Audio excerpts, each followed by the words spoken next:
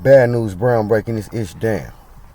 Now today I want to speak, I guess, some history and politics surrounding Larry Hoover due to his recent pardon from President Trump, as we already know. So it's been a lot of stuff going around. I'll put it like that. As always with anybody.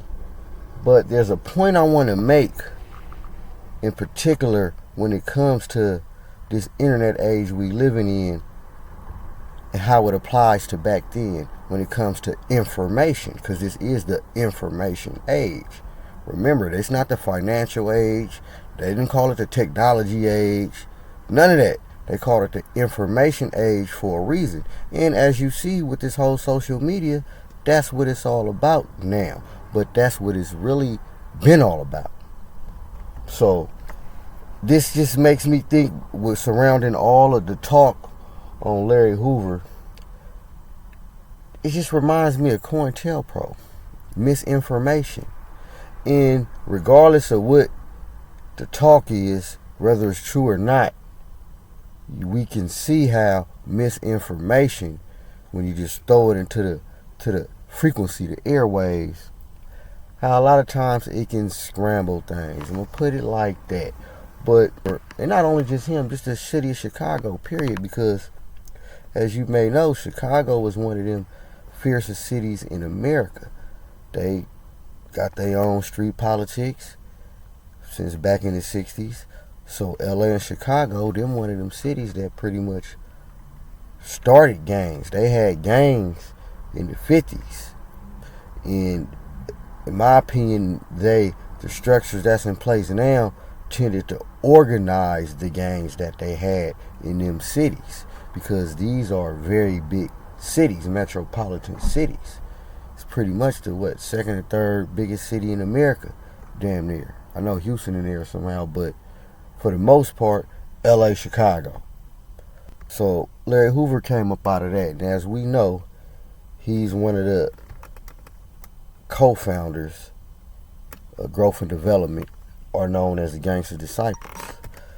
And there's been talk. See, this is the thing. A lot of stuff I really didn't want to speak on, but I feel it's necessary to put it out there, man. Definitely, man. Because my people, man, we tend to become victims of everything, or on a lower end, or crash test dummies when it comes to a lot of things, because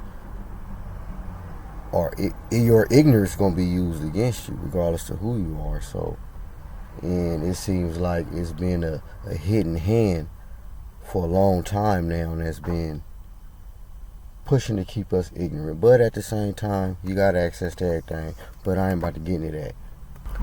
So now, Larry Hoover gets a pardon from Donald Trump. Now, Larry Hoover been down since the 70s, pretty much. And keep in mind, he's been doing time in the federal prison system. So the pardon pretty much releases him from the feds. But he still has to deal with the state. And they're saying he still got 200 years hanging over his head with the state. And there's a good chance he's probably going to get a pardon as well. I mean, if Trump, the president, pardoned him.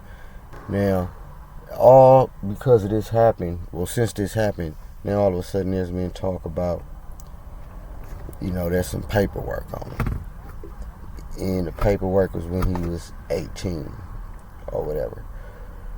See, this is the thing when it comes to doing crimes when you're young, especially. And definitely there are rules to the game, but you can argue there are no rules. But there are rules. It's a way to do everything. That's just life, structure. But at the same time, see, it's damn near liking me to my first case when I was 18. Now, there were things, of course, looking back, I wouldn't have did it this way. And this isn't any mistake you make, but although in my particular case, they kind of had me dead bang, because not only one, the victims identified us right there on the spot. They performed what you call a cold show, where they had you in cuffs in front of the police car where they flash the lights so where you can't see who in the back seat, and they point you out or whatever and identified us. And we like youngsters, we still had some of it, but I ain't about to get all that. But anyway, the thing is, when they saying that LJ 18, see, when you young, you inexperienced when it come down. I'm not absolving anybody for talking or whatever.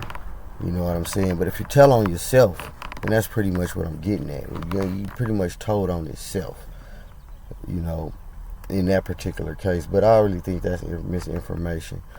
Or whether it is not. Yeah, this got COINTELPRO written all over it. Because for one, why is just coming out now?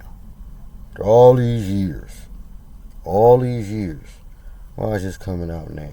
Now, don't get me wrong. The powers that be, they will hold something over your head. Kind of like what P. Diddy was trying to do. You know what I mean? To try to control you. But nah, this ain't that. This just got some... It's like almost like a smear campaign. And that's COINTELPRO. It's just... Now, we in the information age. It's done all the time. And not even just from federal agencies. You understand? You don't have to be a police to be a provocateur, what it's called. So watch what you say when it comes to other. Now, don't get me wrong. If the word out something true and people needs to know, then hell yeah, by all means, tend to have an obligation at that point. But when it just comes to some gossip, you know what I mean, especially in terms of not even just high profile people, really anybody. You know what I'm saying? Because that's where it starts. But that's pretty much what I make of that. With Larry Hoover getting a pardon and all that. Now all this talk, it's like they trying to smear him because regardless, although he's an old man and he been since not dealing with the structure, not affiliated with the structure, he got wisdom. And if he speak on something, people may listen. Not saying they gonna do what he say, but his opinion is gonna be valued. You understand? And this really applies to any person with age, for the most part, because old fools used to be young fools. So a fool is a fool regardless of what age, but in general, an older person is a library.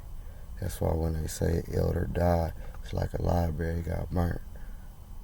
But yeah, man, that's my take when it comes to this Larry Hoover talk. Now, I'm not from Chicago, so I'm not going to too much get into the politics of it, but this can apply to any organization, so it really don't matter. So moving forward, if anything, you need to look and see how, okay, this how they did that to that brother or that group, that's how they can do it to me.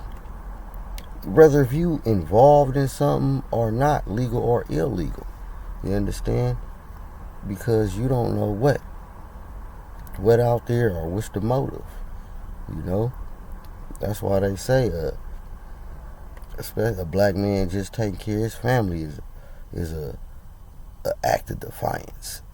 You understand? Just by you doing the right thing, you a revolutionary in this day and age. So yeah, that's what I take of that, y'all, man.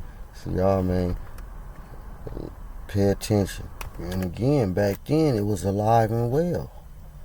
Again, Chicago is a real powerful city. Chicago done bred plenty of bosses. You understand? Legal and illegal.